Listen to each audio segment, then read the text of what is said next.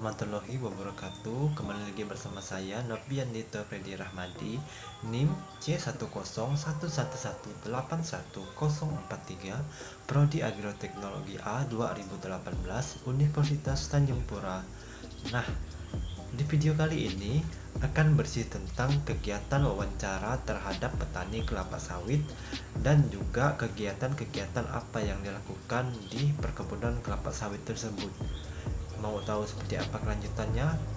Ikuti video sampai habis.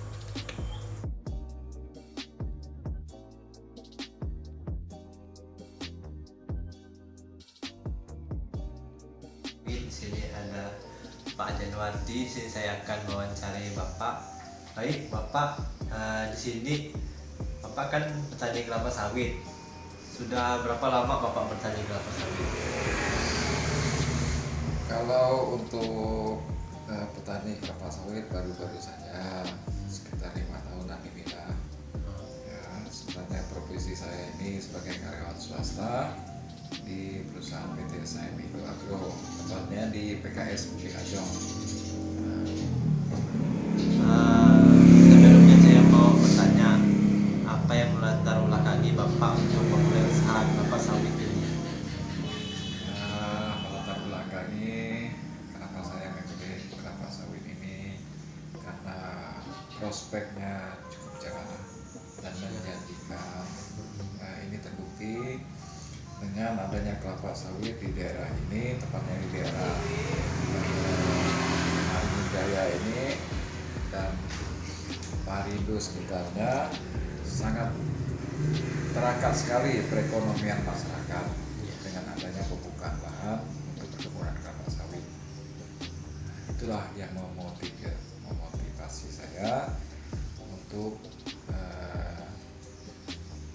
berkebun kelapa sawit, walaupun saya awalnya tidak membuka sendiri, yaitu dengan cara membeli dari pihak ataupun pihak pertama ataupun pihak dari orang lain yang menjualnya.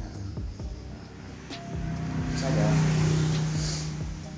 Kalau untuk perlakuan terhadap kebunnya seperti apa, pasti pupuk dan penyemprotan perawatannya?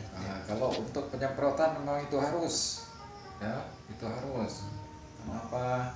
Karena dengan penyemprotan ini sangat membantu, ya, agar tidak ada tanaman-tanaman liar yang tumbuh di sekitar pohon sawit.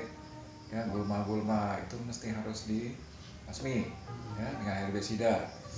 Kemudian juga dengan pemupukan itu perlu. Ya, ibarat kita, kalau kita tidak ada asupan vitamin, makanan yang bergizi, otomatis tidak akan tumbuh kembang dengan baik. Nah, begitu juga dengan kelapa sawit, ya, perlu pupuk. Nah, yang biasa dilakukan di sini yaitu pemupukan selama setahun 2 kali, ya, setahun 2 kali. Lihat juga waktu pemupukan juga jangan dilakukan pada saat sedang tinggi-tingginya curah hujan. Lakukan pemupukan pada saat intensitas hujan yang cukup rendah. Biasanya kalau pupuknya itu pupuk apa yang dipakai sama pestisida? Itu kalau untuk pestisida itu biasa kita pakai Promosom, ya. Promosom yang biasa kita pakai Promosom. Kemudian satu lagi yang sekali semprot tapi lama jangka waktunya itu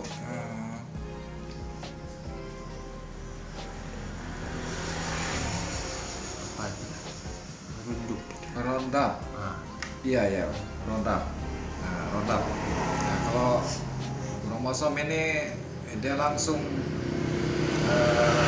pada saat kita semprot, dia langsung tunggu berapa jam saja dah nampak.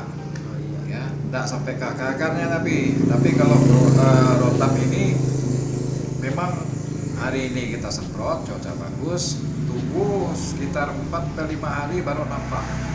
dia mati. Tapi sampai ke akar-akarnya lama baru dia tumbuh lagi. Kalau pupuknya pupuk apa?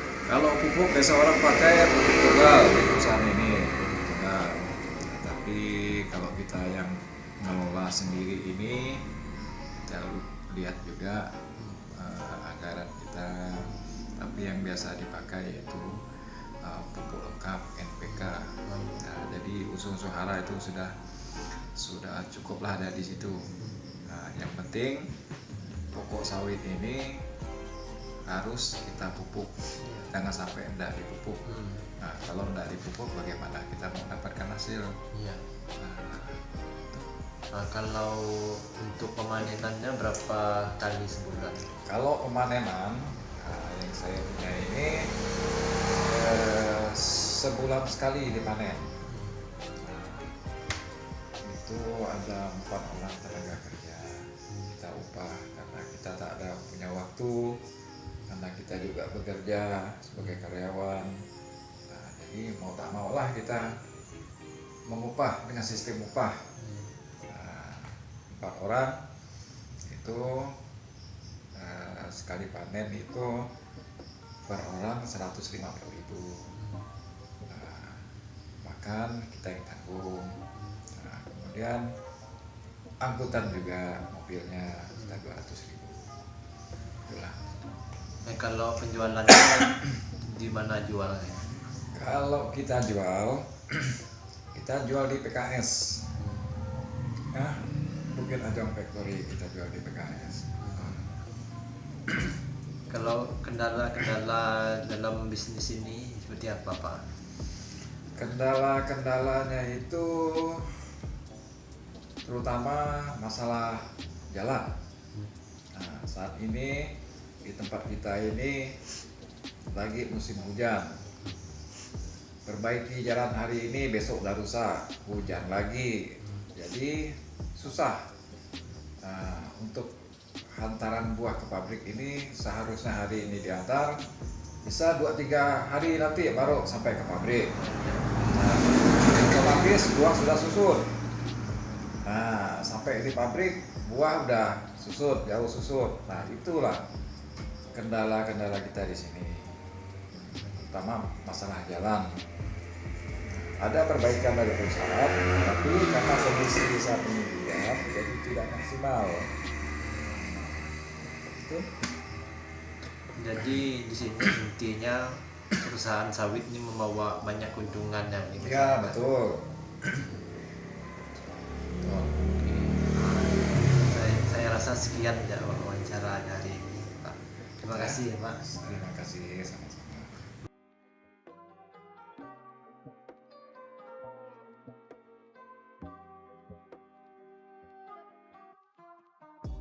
Nah, itu dia. Ada beberapa pembibitan tanaman kelapa sawit yang ada di sini. Nah, kita lihat, ini dia tanaman kelapa sawit.